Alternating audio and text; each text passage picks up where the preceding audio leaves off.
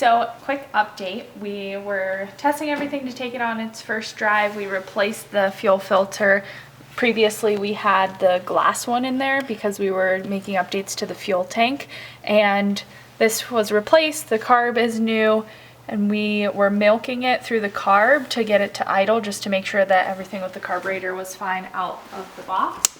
And we discovered that the fuel pump is not actually pumping anything. We've probably gone through, I don't know, a quarter of a water bottle of fuel, milking it through the carburetor just to let it idle, and you can see this is bone dry. So nothing's coming through the fuel pump. We're gonna replace that now. The only part I could find for the fuel pump was through Napa. The part number is B0265P for pump. So this is what I have, and I'm going to take the old one off and reinstall this one, and hopefully that will fix our fuel issue so we can take the Mustang on its first drive. The fuel pump works. So we had fuel coming in through here. She ran nicely. We took her on our first official test drive to the gas station, and it was awesome. Okay. So I love how I can hear the change and the inflection in your voice when it finally ran. But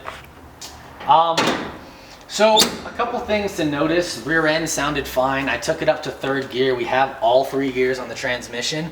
The first gear sounds a little noisy and rattly, but I'm not too worried right now. The main concern is the clutch is at the very top of the pedal.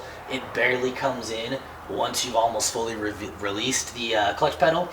So I'm assuming our clutch is pretty much all but destroyed. I figured it would be after sitting for 9-10 years. We're going to replace that. I may have to adjust the depth on the clutch, the linkage on the Z-bar.